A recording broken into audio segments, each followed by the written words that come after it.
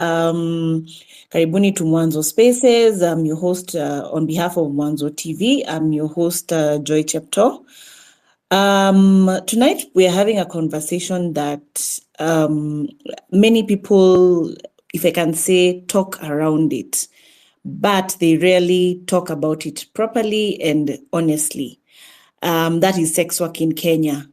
Of course, with safety, rights, and health as the main focus of tonight's conversation.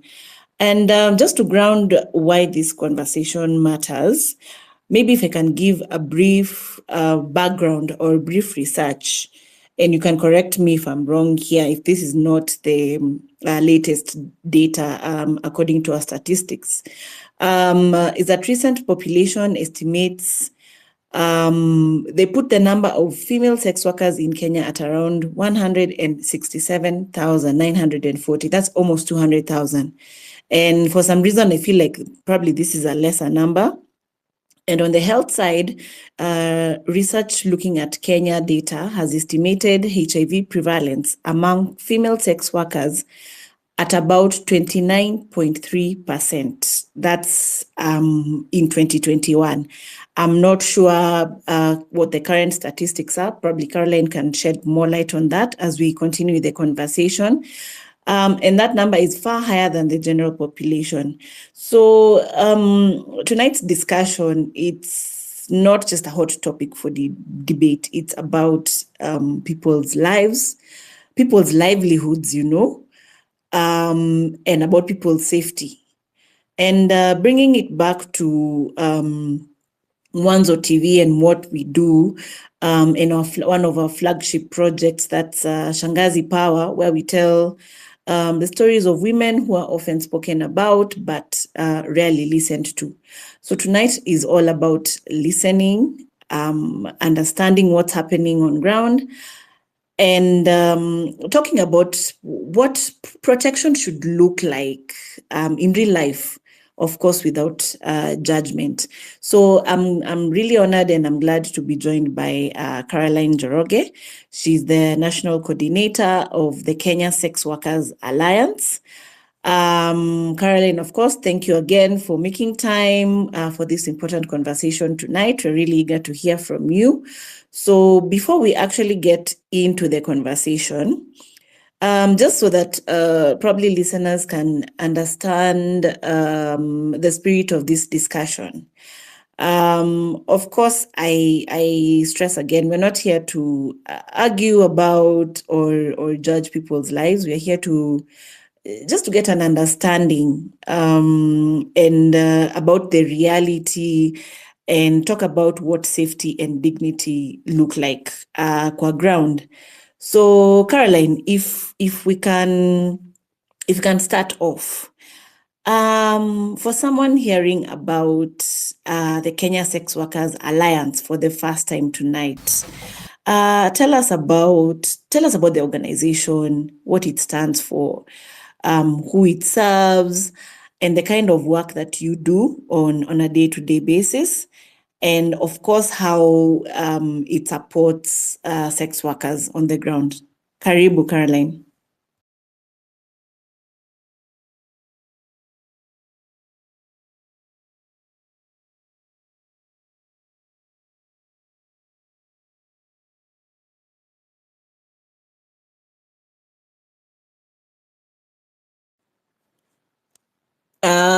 Caroline, I think you have dropped, and naona ni kama kuna changamoto kidogo. I hear the rains have started, and hopefully we will not get too much interruption with the network connectivity.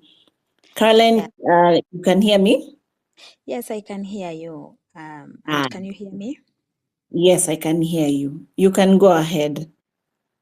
Thank you very much for having me in this space. I feel so privileged given the opportunity to speak as a sex worker and also as a national coordinator of the Kenyan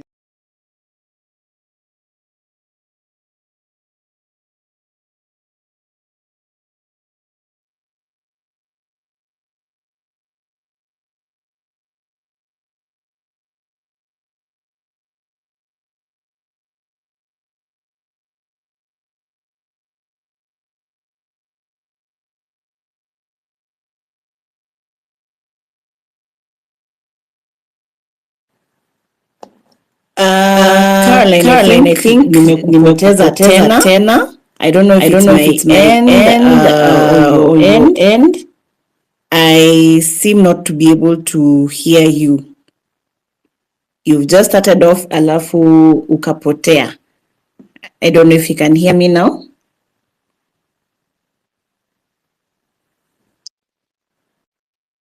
Yes, I can hear you. Pole sana. Okay, sawa. So I started by saying that I am a sex worker. I'm based in Kenya, and I also sit at the sex workers movement. I coordinate the movement, and the movement is led by, for, and with by the sex workers. We are a movement that works across all the 47 counties of our country. By membership, that means that we do have members in all the counties where we have a representation of an established group of sex workers that is led by the sex workers. So who we are is that our work is guided by a clear theory of change, that the sex workers came together where there were so many violences happening.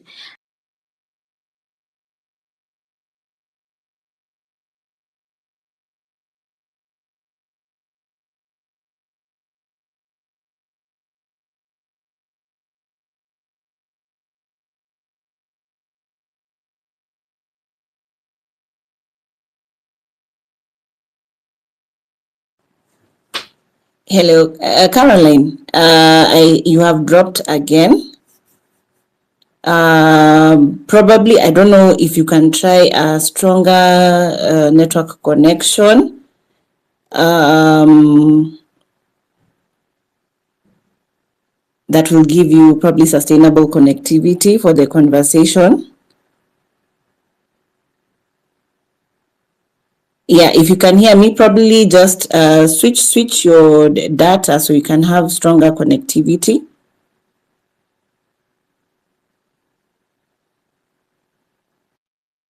Yes, you can continue. So we do our advocacy guided by the fact that we have faced violence that are systematic. And so for us to be able to challenge the system, we came together as the community of sex workers to advocate and push for policies and laws that protect and promote the livelihoods of sex workers, because the policies that are there are intimidating, and they are somehow, they do promote the violences that we see every time, the arbitrary arrests.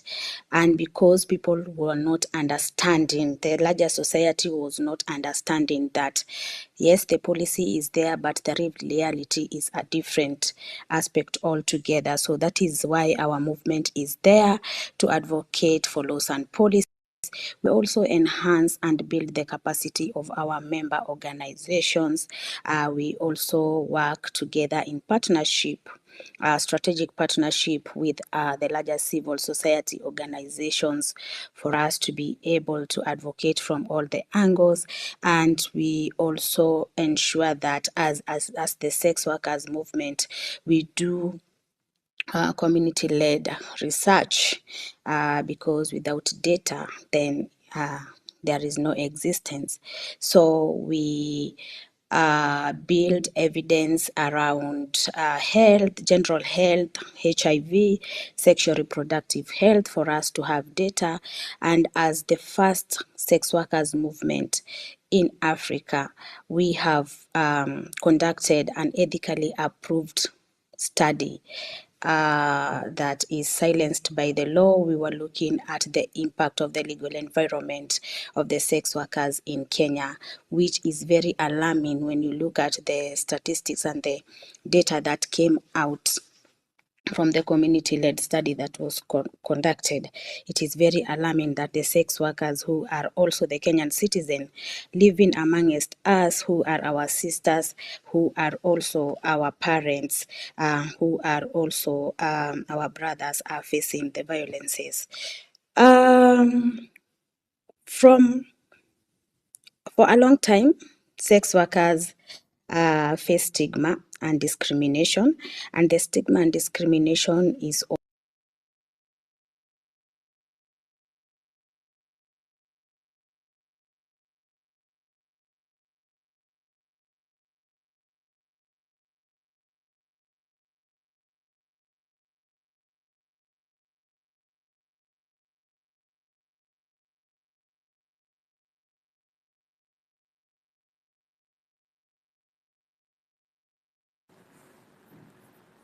Okay, let's wait for, I think she's really having issues with her network.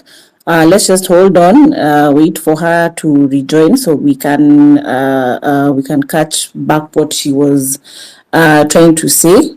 For those who've just joined us, probably just a reminder of why this topic matters, as I had introduced the conversation earlier on. We are trying to highlight how sex work in Kenya is a conversation that many people talk silently about, or probably have their own perceptions about. And tonight we're just trying to have an honest conversation and get the facts around this work and the some of the work that the Kenya Sex Workers Alliance is doing out there to support some of the sex workers in Kenya when it comes to protecting their safety, when it comes to protect their rights, and of course health, because these are very important issues when it comes that people around this type of work they face. And what Caroline was just trying to say is some of the what the organization really does.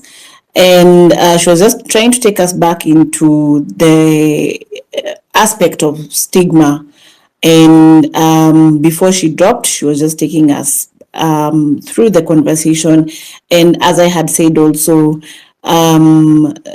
this project, or rather this conversation tonight, it's all about listening, understanding without judgment, of course, about why some of these women decide to do the type of work they're doing, that is sex work.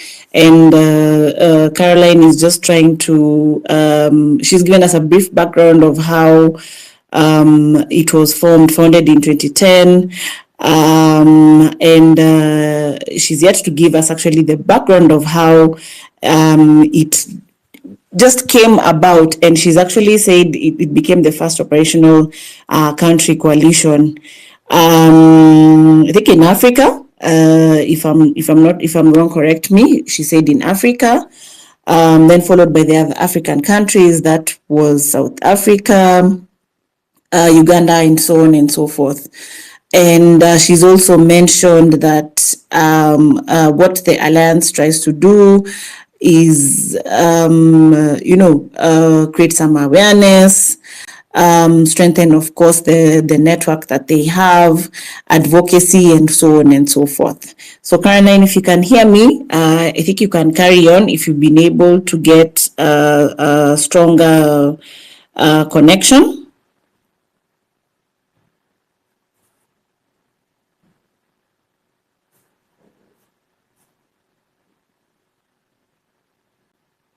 Hello, Caroline, if you can hear me.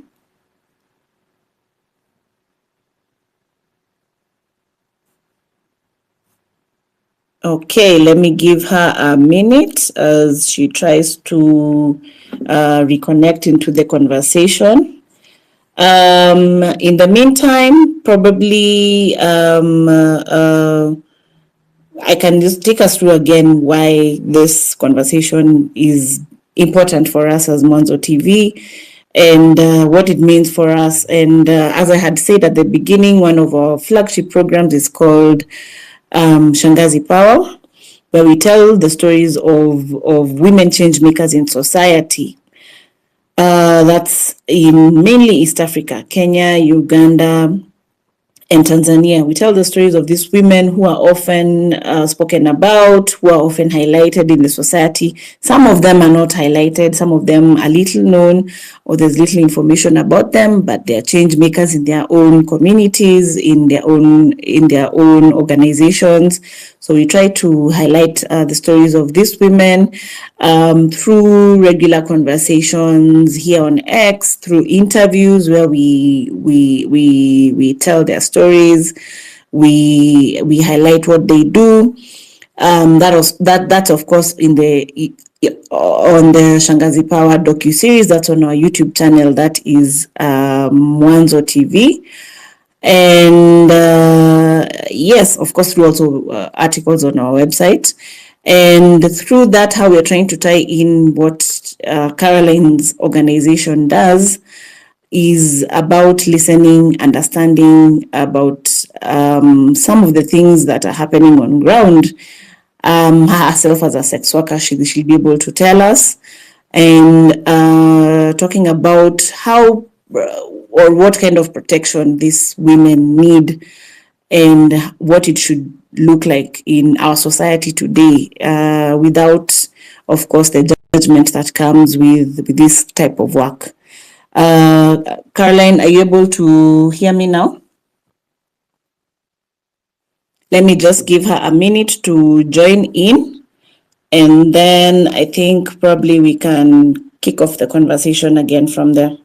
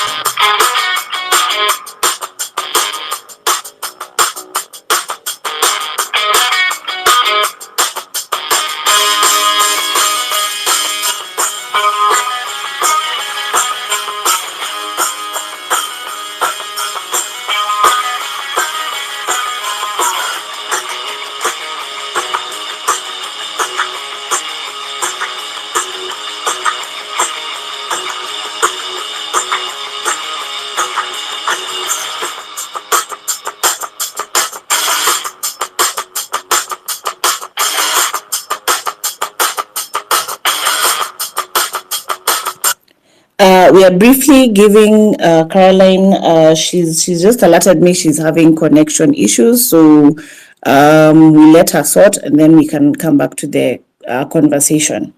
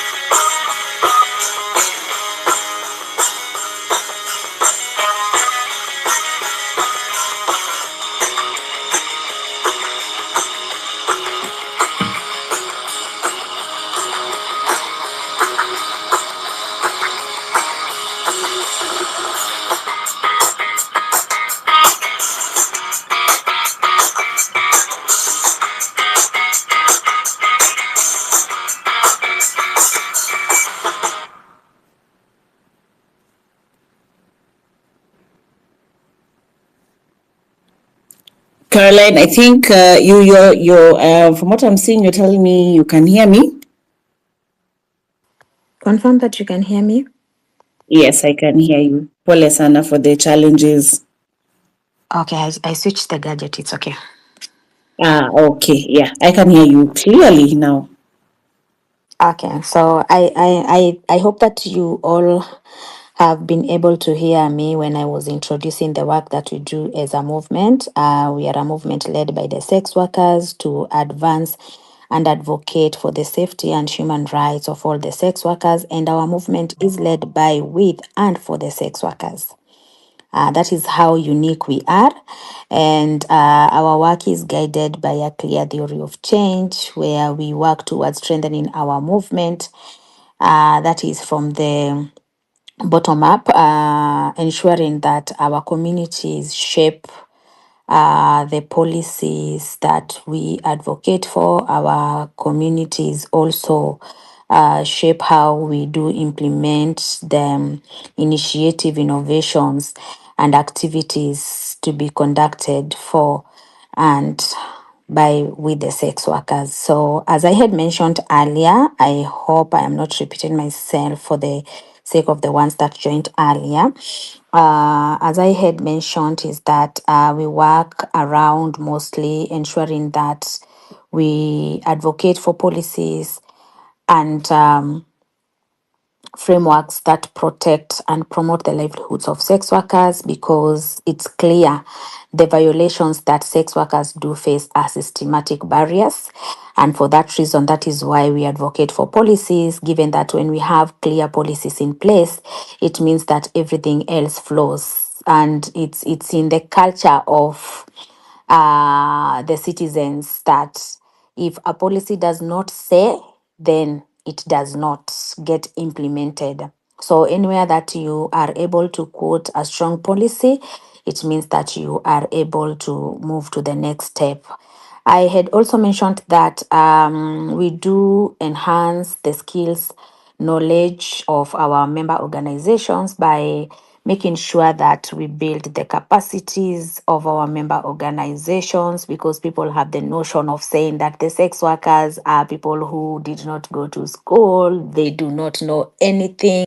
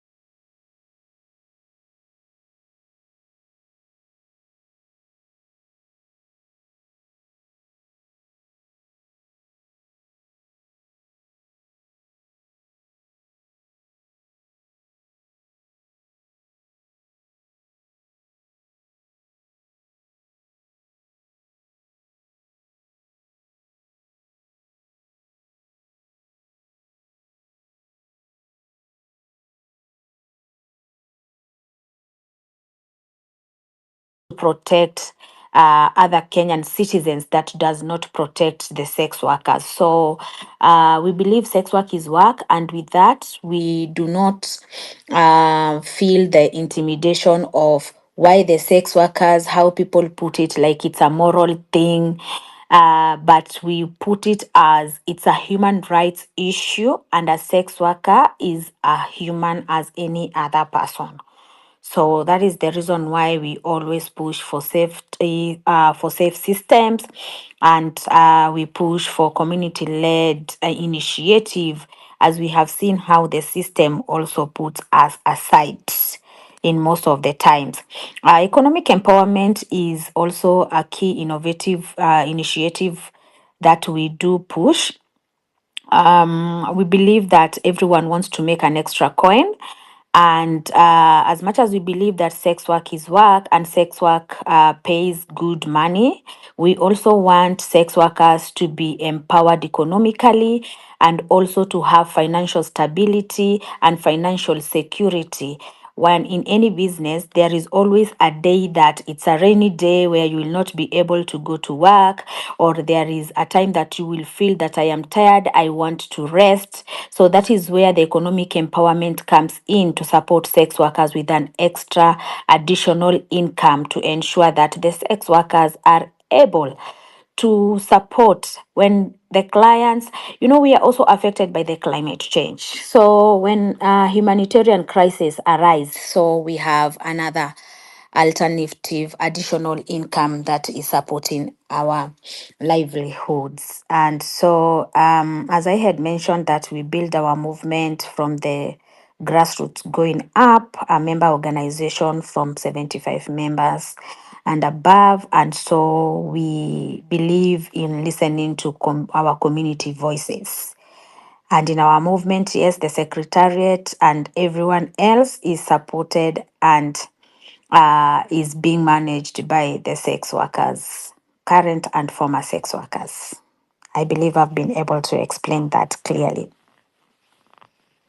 Yes, yes, and thank you for painting that fuller picture about the organization. I'm sure many of us, actually myself, I didn't know it's a whole umbrella, um, because when people think about one issue, you've described your work being so vast and broad.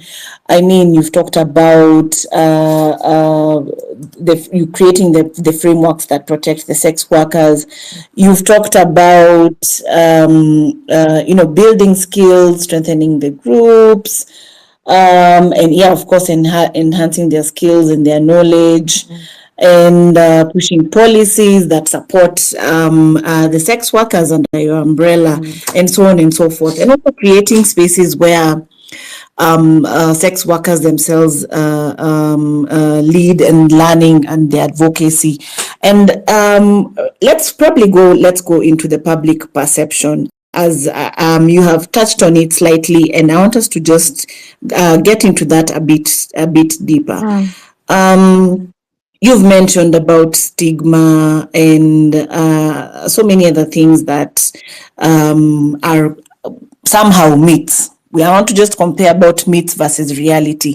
What other bigger myths do people believe about sex work and of course sex workers, and what do you really wish the public understood instead? From a lived experience, me being a sex worker, and I've been a sex worker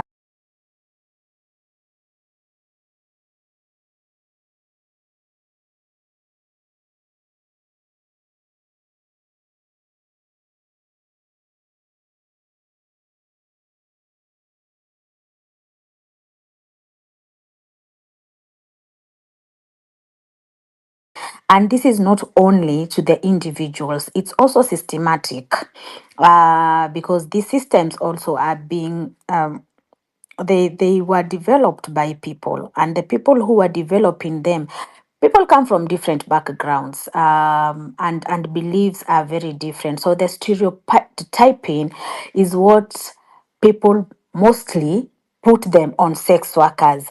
I know even you, when you hear about someone is a sex worker, the first thing or the first image that comes into your head is that that person is a woman who has a very short skirt, a woman who has and even done makeup with the red lipsticks or purple and chewing gum on the side. So people have different imaginations of how a sex worker looks like and the stereotypes that they come with.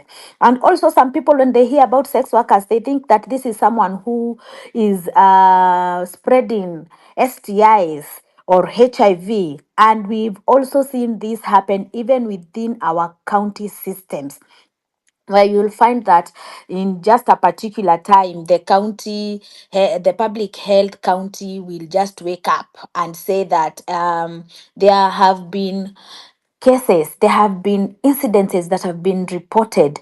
Our facilities are treating a lot of STIs, and that must be sex workers that are spreading the STIs. Is it a must that it's a sex worker who can only have STI and spread the STI? That's a myth. Because Yeah, yeah. they do not, they just base it like kuna ugonjwa, so that is automatically a sex worker, and that is very far from reality. And some people think that when you are a sex worker, you go into sex work because you were very poor, you come from a poor background, and so you are going to get money from men so that you can be able to survive. People do not look at what's the bigger picture that we look at it, that sex work is work like any other work. The same way that you, as journalist, that you've chosen that I'm going to use my voice to be speaking out. So a sex worker has also used part of her body to make sure that she's offering services. And actually, today we've upgraded to being called sex workers. We are pleasure consultants. We do not only offer sex, but we are also unpaid therapists to most of the clients that we have. And we are also ensuring that most of the households are intact.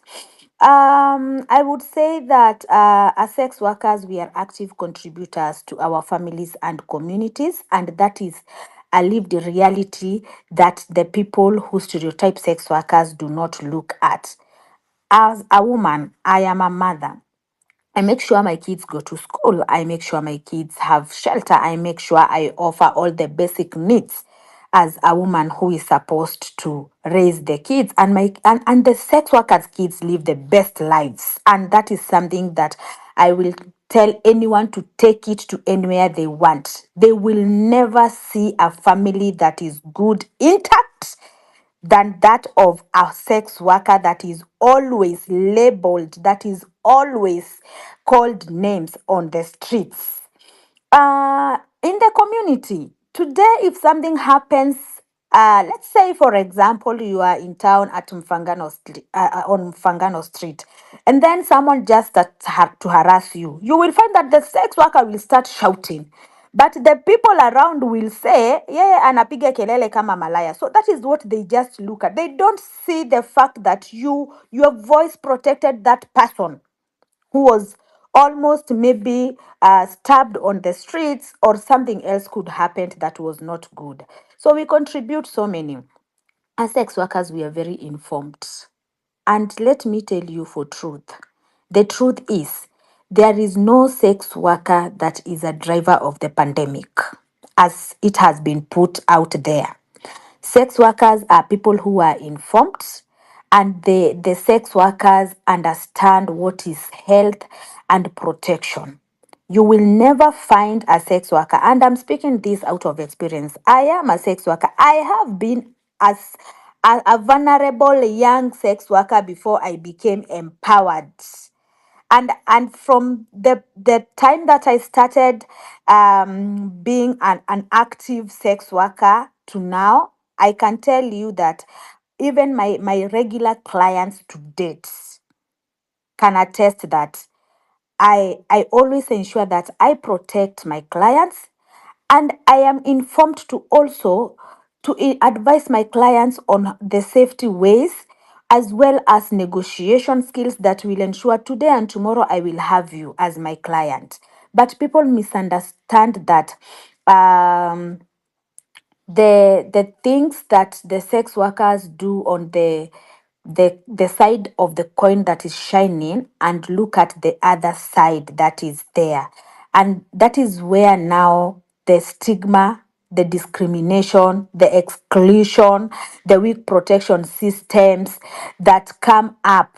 And then you will find, when you do not, even when you look at around, when you have kids around, an isolated child will always have a protective mechanism.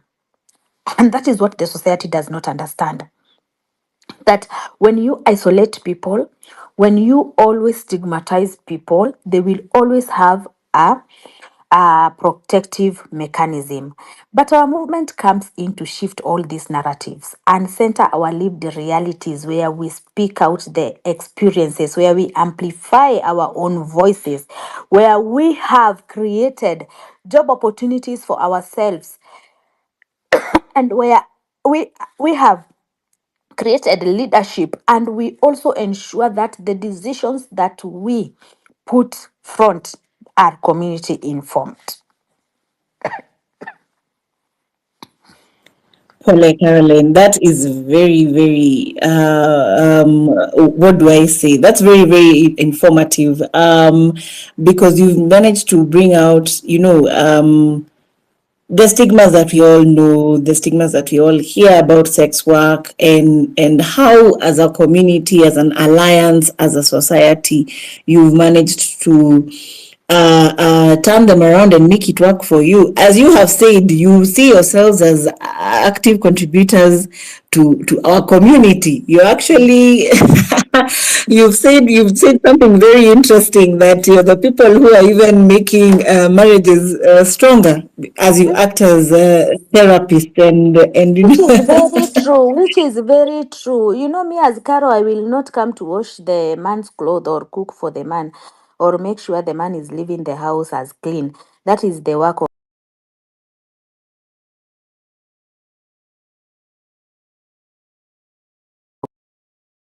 that wife is respected in that house, because only thing that I want from that man is the services that I offer.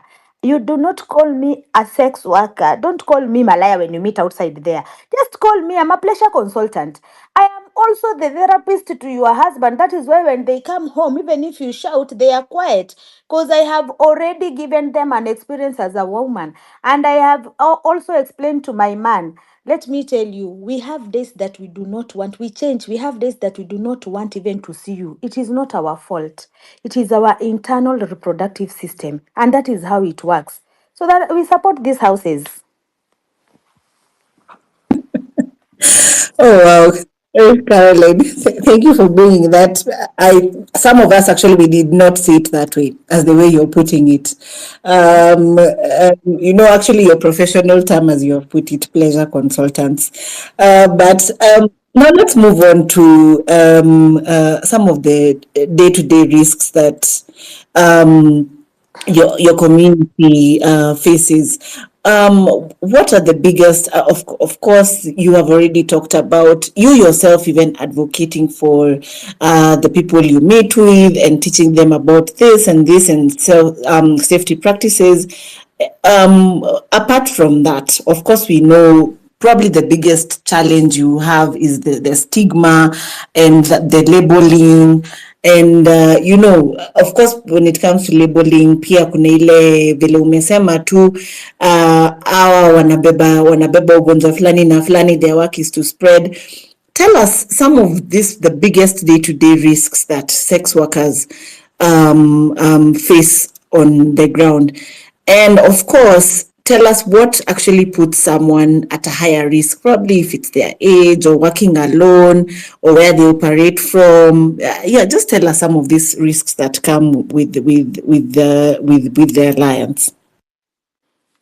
Actually, you've really put it very clearly that me as a sex worker, and as a sex worker who started sex work at a young age, I've faced different phases of vulnerability, the risks, the violences, and all these risks are overlapping. So you will find that where the risk, the violence that you are facing, it might be emotional, it might be economic, it might be insults, it might be even physical, and mostly it's physical. And this is because that majority of the people do not, especially the masculinity, the men think that if you meet with a sex worker, and I would say this is contributed by the fact that people do not also understand the law and what it says, because you'll find that you are physically assaulted by a man or a police officer with the ignorance of, because you are a sex worker, you will take me nowhere and nothing can happen to me. and that is overlooking the law besides my profession. Again, the other thing that the other risk that comes with me being a sex worker is the exploitation. And the exploitation is where now the knowledge gap is. Same notion that people have, sex workers do not go to school, they do not understand anything. So they will come with the, unajua sisi Kenya hatuna sheria ya wewe kukua malaya. Even that person, if you ask them, tell me the specific section or clause that you are quoting under the law. They do not even know, because they found people saying the same thing. There is no law for sex workers, but they do not understand which under which law does it say. Is it the penal code? Is it the constitution? And they just say things out of nowhere. The stigma that comes with it, and this stigma is actually the backbone of everything. Because you will find a sex worker is just someone who is quiet in their apartment. They come in, they go out, they don't talk to anyone, but there are always nosy people who want to know why does that woman live alone?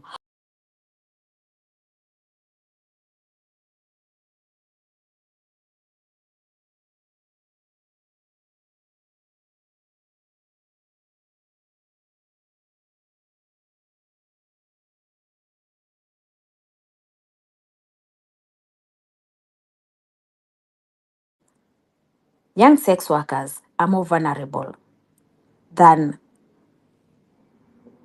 aged sex worker or middle-aged sex workers. I have been a young sex worker, and I have faced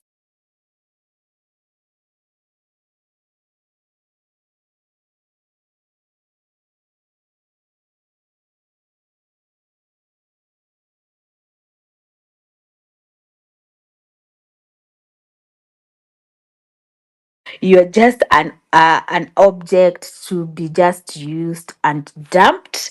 And this is where now when they just go around having unprotected sex with each and every other person because they have the masculinity power, there is a lot of rape when you are young. There is a lot of exploitation through the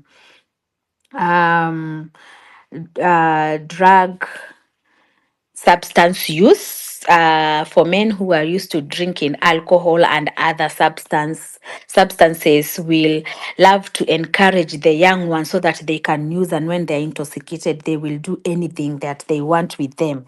And when they get HIV, they will blame it on the sex workers, but they forgot that they failed to play the part of of protecting themselves, because they wanted to exploit you. At the same time, they were not remembering they needed the protection.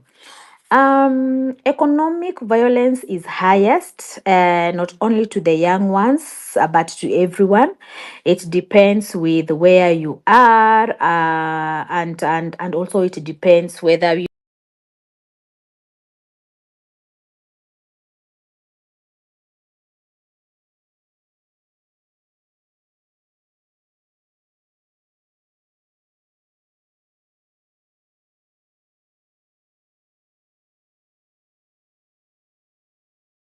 the risk is also different. As on the streets, you do not even know the person, you did not get the time to interact with the person who you are going to offer services to. So a car stops, you pop in, and that's how mostly we've lost most of our girls to femicide, and the rise in femicide happens mostly to the sex workers who are virtual sex workers, the online sex workers, and the street-based sex workers.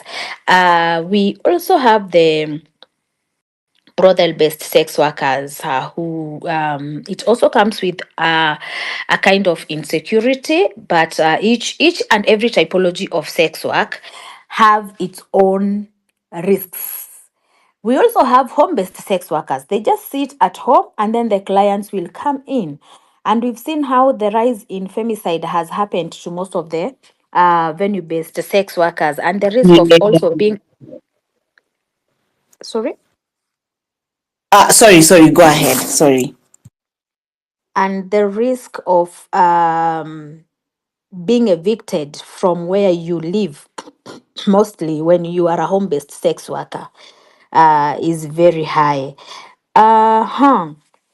So the harassment and abuse comes mostly from those who are supposed to protect the sex workers, as most of the reported cases are from the police and people who are in power.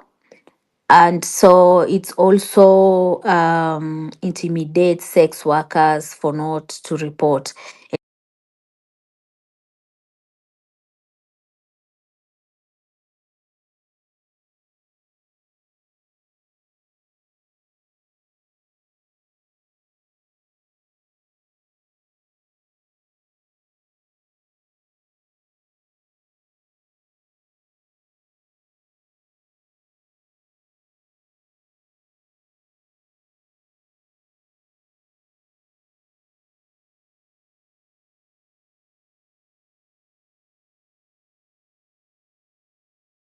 Violated by a law enforcer, there is a higher authority where you can report.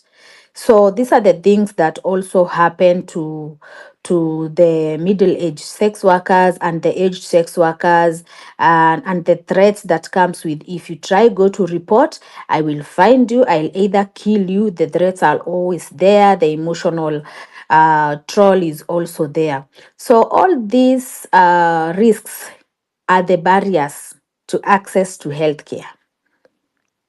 Because when the police violate you, if the system cannot support you, if you go to the healthcare facility and then you are told umepata STI sana, usikuja hapa kutibiwa, kuja na huo bwana yako. And for real, you'll not get a man who you will come with them to the facility unless they are your regular client who you always have another chemistry beyond you being sex workers, you being a sex worker and him being a client, who you have other conversation that you can go with with them to the facilities.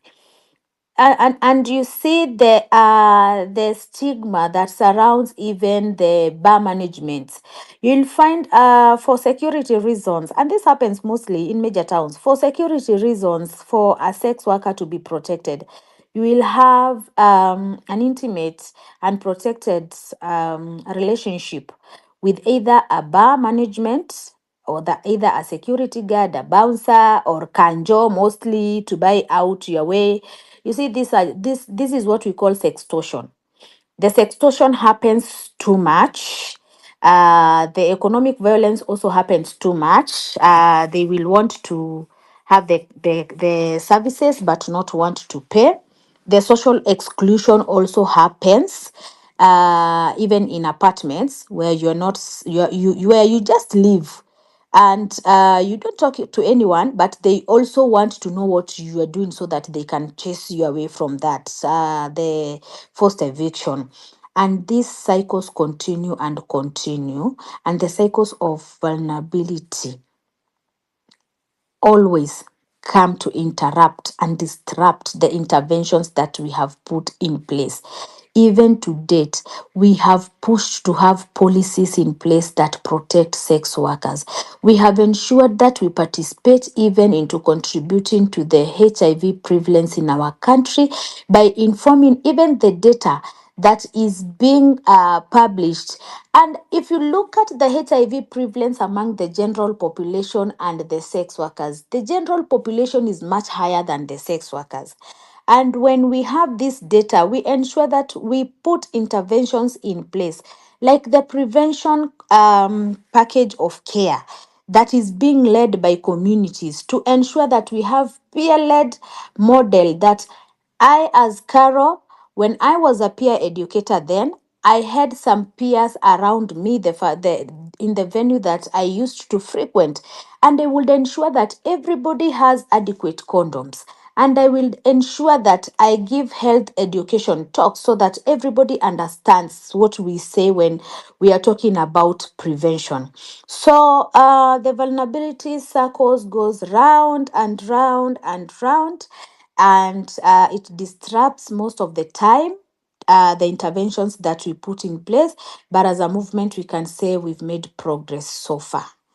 In the existence of our movement for the past decade and over 8 years now, we've made progress by ensuring that when we speak as sex workers, we are speaking from a point of knowledge and not ignorance, and we speak the lived realities to inform what is supposed to be done in the right way. Wow. Wow. That is a whole load. I'm just trying to reflect on some of these risks. Actually, there are such a handful that probably someone would sit and ask, why do you still want to do this work? You know, the risk is not even only the work itself. The bigger risk is, you know, from the way you're putting it, it's what society allows to happen to someone once they've already been labeled, like the way you say. When someone is seen as, you know, less deserving, or like the way you've said, like an object to just be used and dumped and forgotten about.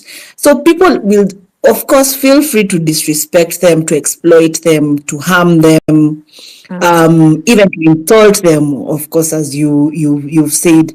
And of course, these people expect no consequences. And then that's a bad part about what stigma does. It gives people permission to treat others badly, and then they pretend it's normal. So this is such a huge load of risks that hey enyewe hii yenu ni roho tofauti.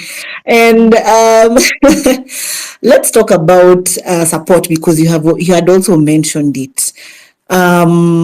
We want to know what type of support exists for this movement, because this is something that people rarely talk about or is never highlighted. You've talked about even the unfortunate instances where you probably you receive harassment instead of help from legal authorities or law enforcement. So we want to know what kind of support, or how are they supposed to be helped? For example, when a sex worker is harmed or harassed, what support is actually available for them, and what type of support do you think is missing for them? First, I know you're wondering why we keep on mentioning the risks that we face, the violences that we face, the increase in femicide, but every day you will find that there are sex workers out there and working. We believe that our work is work like any other work. Actually, every day. Sorry, Caroline. Sorry, let me interrupt you for a minute. Actually, it's every day, because I think around my work area, I also spot them every day.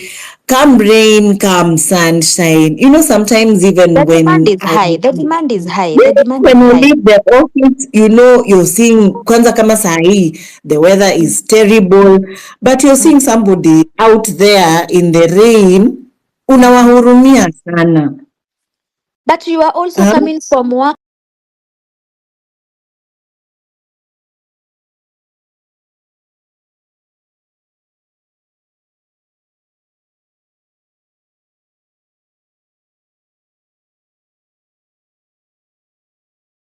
with the rain.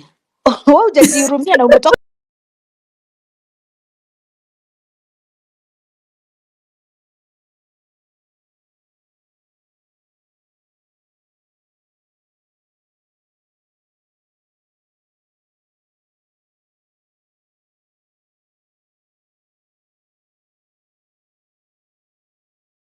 natural disaster affects everyone in their workspace.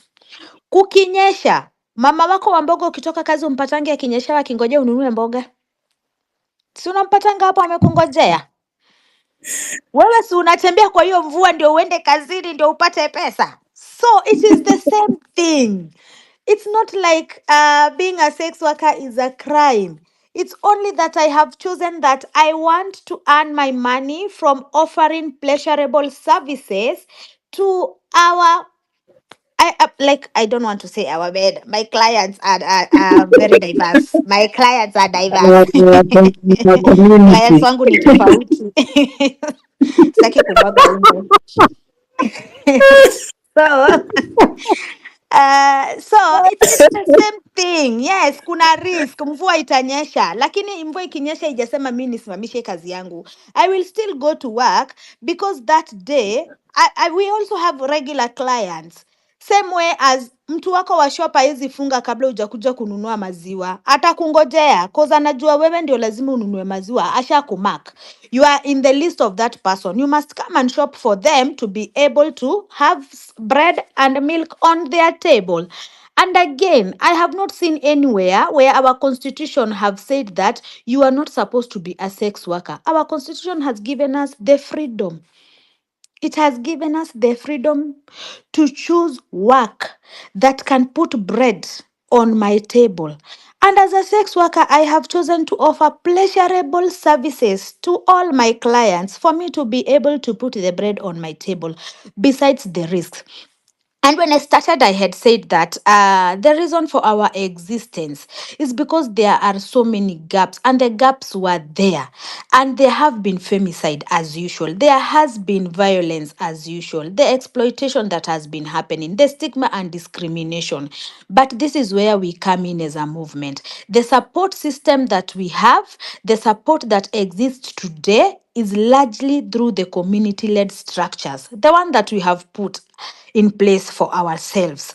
And that is the mandate of our network. We ensure that where legal aid is needed, we have a legal representative. We ensure that we have strategic partnership of people who can be able to represent me as a sex worker. We have also ensured that the crisis response, Corona came to Kenya. Who was prepared for Corona? Corona affected everyone. Everyone was chased from where they used to frequent. Remember, I had also mentioned that we have venue-based sex workers and brothel-based sex workers. Wakati kila mtu aliambiwa na Mutahi Kagwe, that name I'll never forget. Kila mtu aende nyumbani na kukawekwa kuna curfew, hakuna kukaa nje. As sex workers, we took an initiative. We knew the government cushion that came through the chiefs ilikuwa ya kupatia watu ambao hawatahitajinishwa na ukahaba. Hawatajanishwi na ukahaba. Yes, there was the government cushion of offering those this and everything. For the sex workers, there was none. We took the initiative with our movement members and started an M-Changa. And because people understand the received tremendous support, that we made sure across the country, all our members were supported with food and non-staff essentials to support during the COVID. We also came up with even hotline numbers. We also ensured that as a movement, kama kila mtu amepata PPE, kuna wale wenye walifungiwa wakaambiwa hakuna movement ya kutoka hapa kuenda hapa. You are in a brothel, you are on care. How are you going to access your medication if you did not have any? That is where our strategic partnership comes in.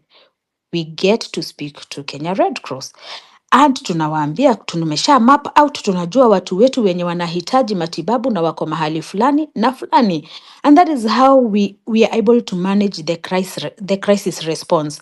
Not only the COVID, so many other crises do happen. We've had floods. 2023 we had floods, and recently this year we also had floods.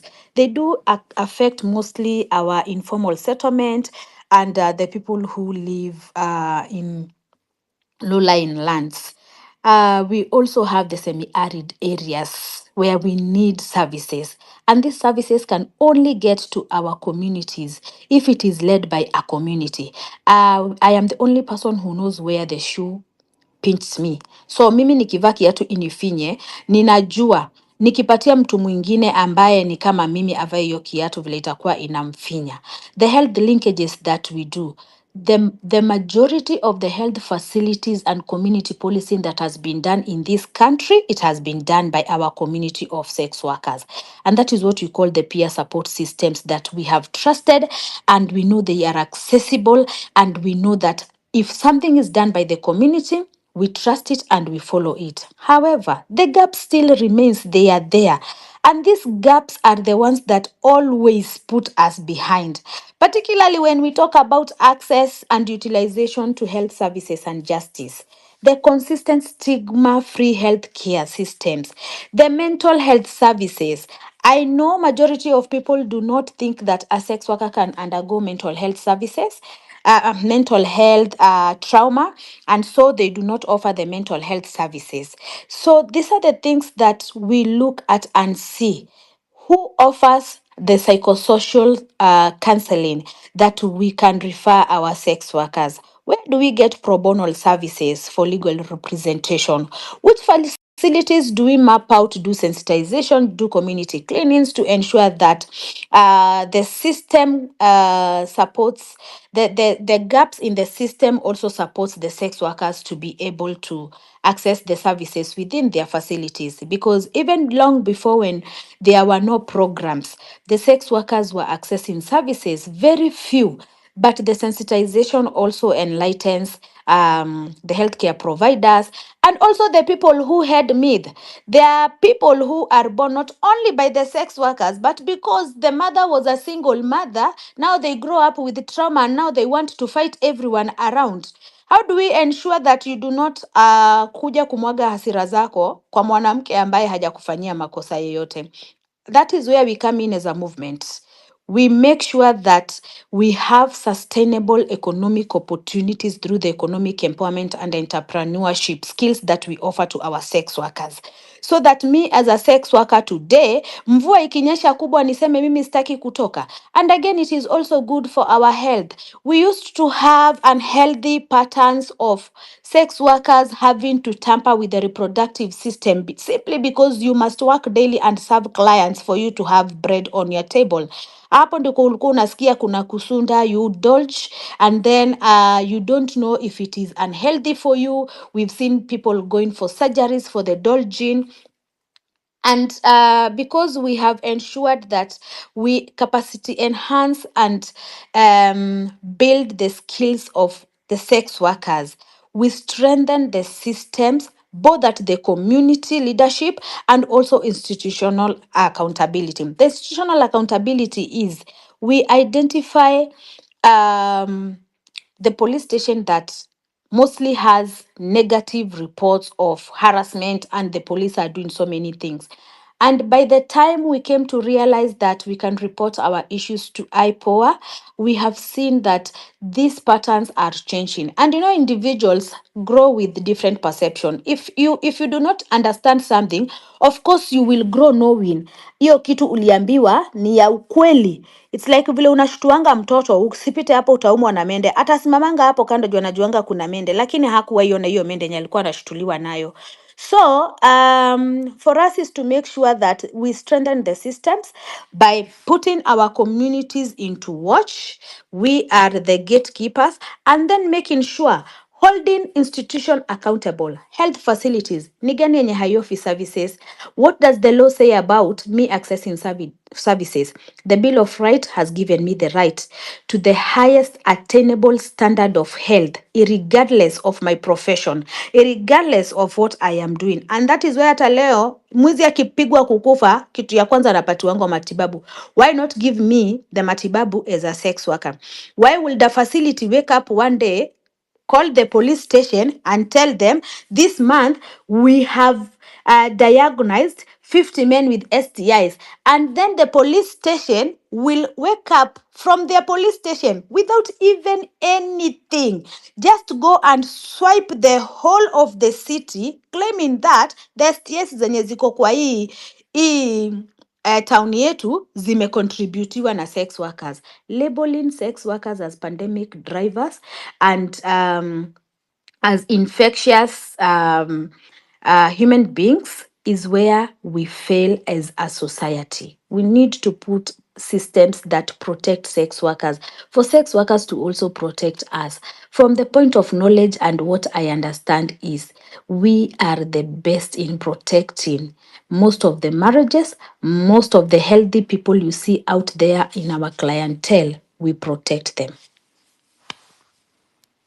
Oh, Caroline, now that you're mentioning like the movement, the alliance needs systems to protect these sex workers. I want us to analyze what real protection would look like. Of course, from all that you've said, from all the problems, all the stigma, all the support you have mentioned, very many support systems that the Alliance has initiated to protect care for the welfare of sex workers. You've mentioned about strategic partnerships, peer support systems, sustainable economic opportunities, and so on. Those are very, very, very good initiatives, and it shows that the community is really each other's brothers and sisters keeper. But now when it comes to real protection, in your opinion, what do you think are the top three, let's say top three things that sex workers need to feel safer? Of course, at the community level, with the police, and also in health facilities.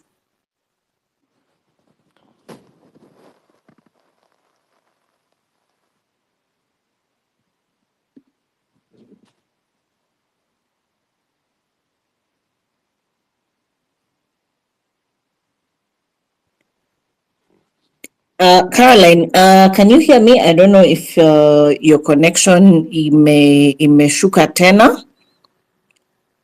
Yes, I can hear you. I can hear Yes, you. karibu.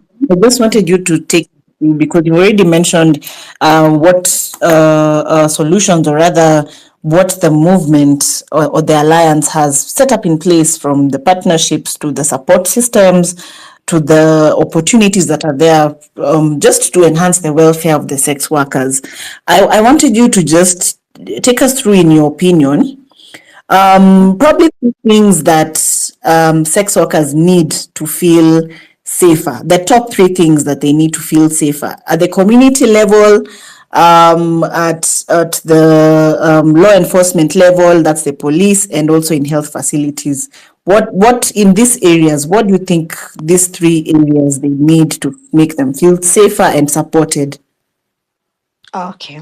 So I think from all the conversation that we've been having, we've seen that it's clear that we have a system gap, and we always have a policing challenge when it comes to protecting a criminalized population. Sex work is not illegal in Kenya, as people believe that sex work is illegal in Kenya. Sex work is a criminalized activity in Kenya, and it is criminalized under the Penal Code from section 151 to 156.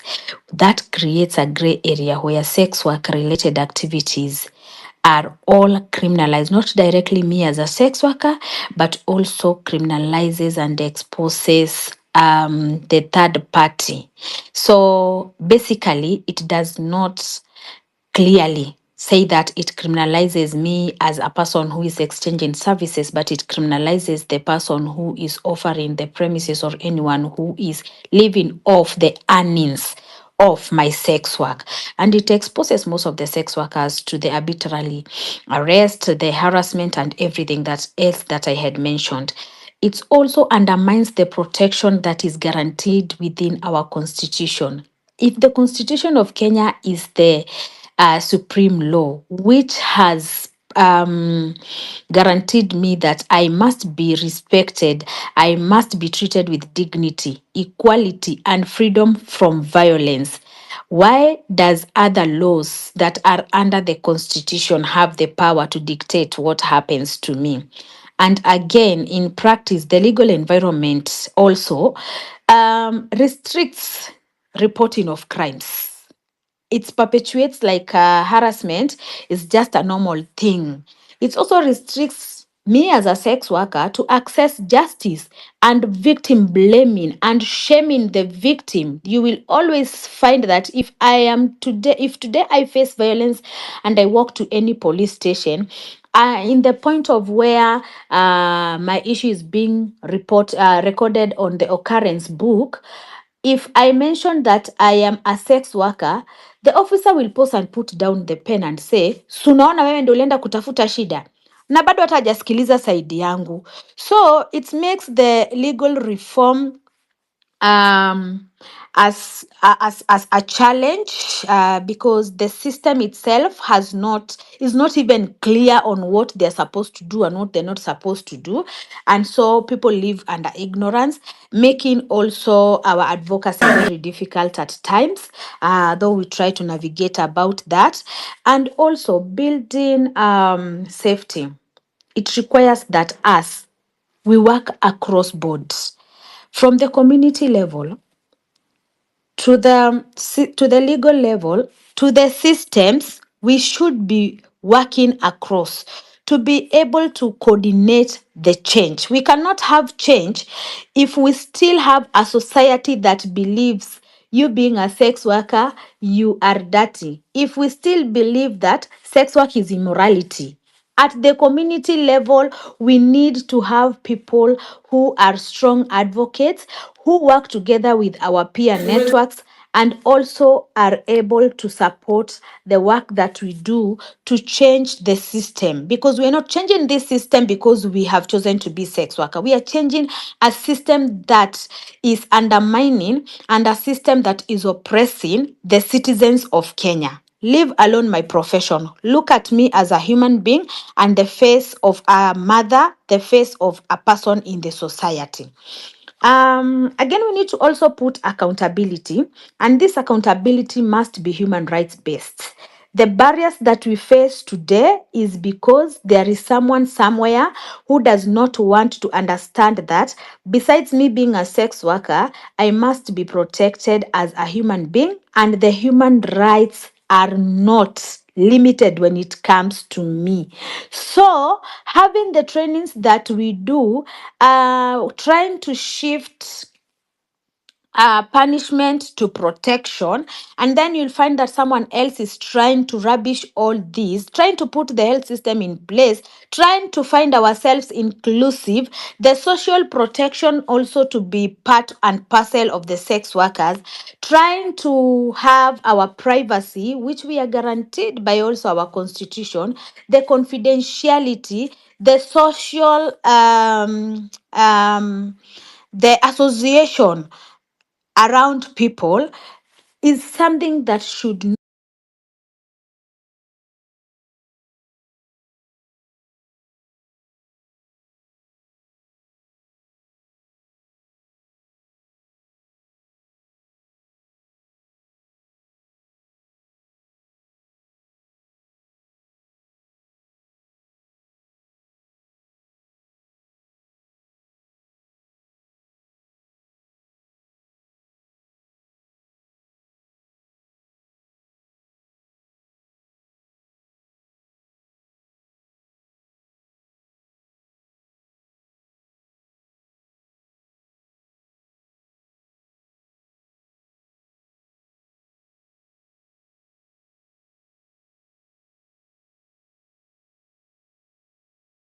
what is most important in our movement is that we make sure that we ground our work through evidence and lived realities and human rights.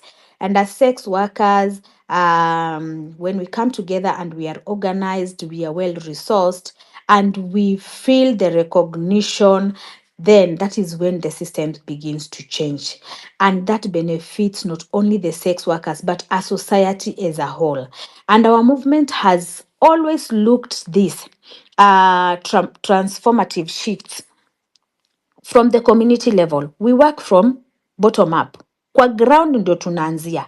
Reducing the stigma and strengthening our collective voices of sex workers and ensuring that we are very visible organized, and we are heard. Secondly, we work with the government. At the government level, we ensure that that is where policies and laws are being formulated. We engage at the point of advancing the legal and policy reforms, and also ensuring that the protection that we are pushing for, the legal reforms should not punish, they should support. Again, we look at the health system. I've really emphasized on the issue of the health system and the social system, the social protection, ensuring that despite the fact that I am a sex worker, don't look at my profession. We need equitable health services, the stigma free services that are supposed to be utilized by any other person is what I need as a sex worker. Then we have looked at our work. As I started and I said that our main strategic goal is on advocacy and ensuring that we build the capacity of our member organization and generating evidence and economic empowerment. Through this, we are able to have a broader, build sustainable, rights-based future for sex workers leaders. You had asked about the top three priorities. I guess I have already mentioned three priorities. And I think that I can add that to mention that safety begins at a community level. And this community and how important it to protect, to ensure that crisis response does not lie on one side, and protecting the systems that have been put within our government, ensuring that rights, human rights are well observed, holding people accountable to harassment, to sex work.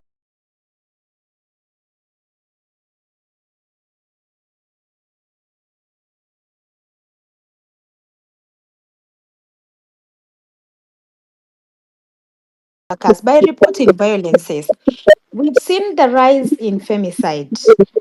When femicide was happening long time ago, femicide did not begin in 2024 as people saw the movements rising of femicide in 2024. Femicide has been there. Sex workers have always been killed. We've seen the serial killing that happened in Thika. We've seen how Onyanja came up. People just come up from nowhere and they start killing sex workers. If we are able to have justice, a perpetrator is arrested, taken to arraigned in court, followed up, and they have been convicted of the murder cases. As I speak here today, only yesterday, I saw that the man that killed Rita Waeni, the sister to Kanyare, will be set free because the prosecutor failed to provide enough evidence that they killed the girl. There is the Imagine. CCTV. Can you imagine? This is happening in our country. No perpetrator of murder has ever been convicted in court. And I'm saying this as an advocate of the community who has been able to follow up cases that sometimes you even feel like you are threatened. In 2015, a man was arrested in a tuk-tuk with a fresh body, blood leaking, and there was no evidence that they could place them in the scene of murder. That is the systems that we have today in our country. The systems that cannot be held accountable. We need to put an end to the harassment. We report these violences. And also make sure that whatever we are doing, if the constitution is aligned, I do not understand where we missed as a country to align the colonial rules and laws that were set when the were here. Now the colonizers have left, and we are still following the same laws, thinking that it is morality. Yet they are oppressing our own people. The health facilities that we have today are no longer safe for even not only me as a sex worker, for even another woman or a young girl. How many women have been raped or violated in a health facility, a place that they were supposed to call safe, and yet the system fails to protect them? For how long are we going to have judgmental and exclusive services that treat sex workers without dignity and with discrimination? For how long are we going to have this? So the main changes that we need to see as a movement in our community, in our government, and in our health system is what would be. What if we have a community? A community that understands that if we reduce the stigma and love each and every person around us, means that we have a stronger community that is healthy. How then do we hold our government accountable from all angles without looking at that person is different from me? Stereotyping is what is making all these things happen. And our priority should be looking at the legal and policy reforms to address the gaps that are there, the barriers that we have today that are enshrined in the penal code. And we saw how the backlash came up when Mother Kome suggested, just a suggestion, of deleting some of the colonial laws in the penal code, and they were not all laws about the sex workers. Only 3 sections were mentioned about the sex workers, and now there was an uproar. The media ran with it, everything went poof, and everybody now was the debate simply because sex work was mentioned. The penal code does not only mention about sex workers, it mentions about so many other things. If we can have systems that speak and create an enabling environment that protects the rights instead of just looking at me and my profession, look at me as a human being. We have health systems that are fully integrated into a way the systems have stigma free and provide comprehensive care. Honestly speaking, our systems are a failure. And I'm saying that with a lot of love as a Kenyan. Our system are a failure. Even the healthcare providers themselves suffer mental health, but they do not know who to turn to. How do we have comprehensive care, including the mental health services, the sexual reproductive health rights and justice being included, ensuring that it is accessible to everyone, non-discriminatory, and looks at everyone equally? People should not look at Caro as Caro the sex worker. Look at me as Caro, your social capital. How many people ask me to join even their WhatsApp group for contribution? Why don't they say we do not want your money because you are a sex worker? That time they want me as their social capital. But when it comes to my work, they label me and stereotype me. We need a Kenyan society that recognizes that sex work is work like any other work. It comes with risks like any other work that has risks. And it also deserves to be respected and treated with dignity. Thank you for that, Caroline. Basically, what I'm getting from you, of course, as you've said, treat people with dignity and fix this broken systems of ours that cause fear, and actually make services reachable, and of course have legal and policy reforms that support the movement and the alliance in general. Caroline, because I'm seeing time is not on our side. As we wrap up this conversation, if you could leave probably our listeners, or I want you to give us your parting Unakatika? shot. Unakatika? You can hear me now? Yes. Yes, I was saying, because we need to wrap up the conversation, I want you to leave us with your parting shots. What is that one thing about this movement, this organization, that you'd want the society to clearly understand?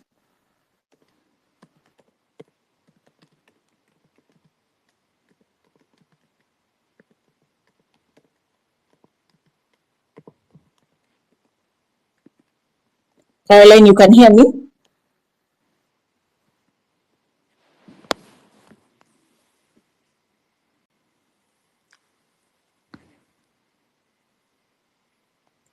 Caroline, if you can hear me, let me just hear back from you. Are you hearing me? Yes, I can hear you. Unanisikia? I just Repeat um, what you had said. I just wanted you to give us your parting shot. I want you to leave us with a clear takeaway for tonight. We've talked about the stigma. We've talked about everything, but what is that one thing or two things that you want to leave us with? What would you want us, people who are listening out here, the larger society, what would you want them to understand about what this society is trying to do, what it's trying to achieve, and where it hopes to be in future? I believe it's like I had already mentioned what you've just asked me now, because it's simple and naked truth that as sex workers, we are part of the community. We are not aliens. We do not village. The gods are not crazy. We are part of this society. And our safety should not be separated from any other person to be protected. Our collective being should be recognized like any other formation of organization that is happening. And one thing that I believe is when you love people and they feel loved, when people feel protected, when people feel that they are heard and are able to mingle and be part of the other larger population, and they are able to access services without fear, everyone will benefit. I have already mentioned that my clientele in a household of 10 might be only one who is not my client. And mind you, that household has extended nuclear and everyone. So mtu mmoja tu anaweza kuwa yeye peke yake sio client wangu kwa watu 10. So it is evidence that we need to be incorporated in each and every aspect, whether in the systems, whether in the community. We are part and parcel of the community as well. Again, as the movement of the sex workers, we have shown that the solution is with us. You know, as Kenyans, we are good at creating the problems, but also the solutions exist amongst us. We have centered the lived realities. We have made sure that when I speak, I want everybody to look at me and I will stand and people will say, this is Caro and this is what a sex worker looks like. Don't look at Caro as a HIV driver. Don't look at Caro as an STI driver. Don't look at Caro as an immoral person because you sin differently. Don't look at Caro as a sex worker or a pleasure consultant who is serving different people, forgetting that I'm also serving people in your family and also within the society. We have shown that we exist and we deserve to be treated with dignity and human rights. Again, why do we want to label people? Why do we want people to live in isolation? What we want to see in future, we just want to see that sex workers are treated with dignity, respected, are able to access stigma-free services. Community-led interventions are led by the community. We know where the shoe pinches us. We know what makes us not be able to access services. We know where people who are defaulting and cannot access services can be found. Community-led systems to remain with the community. We understand that our government today is working towards the G2G. Ensure that you call us on the table. How do we also support in ensuring that our community-led systems are incorporated in the G2G and the services are not going to in vain. The efforts that we have put to ensure that the sex workers access services today, let it remain the same. As the community of sex workers, we are good partners. You call us on the table, we negotiate, we speak our issues from the lived reality. And that is what we want to see. A Kenyan society that recognizes sex workers' work, that promotes health, dignity, and protection of all the sex workers. Thank you, Caroline. Thank you so much for your contributions tonight. That has been Caroline Njoroge. Probably for those who were not with us at the beginning, Caroline Njoroge is the National Coordinator of the Kenya Sex Workers Alliance. Caroline Njoroge, aka an active contributor to the community, aka pleasure consultant, aka you've heard everything she has said. Caroline, thank you so much. I'm really glad we've had this conversation because you've really shed light on so much tonight.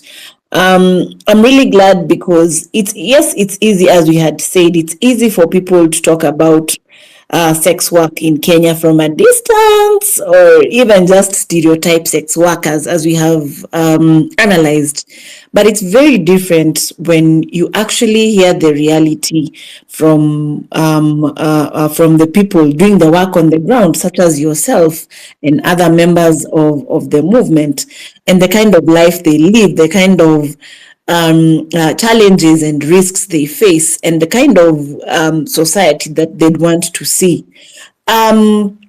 Thank you so much, Caroline, again, on behalf of Keswa, Pia. What you've described tonight is not just an organization. This is one powerful movement.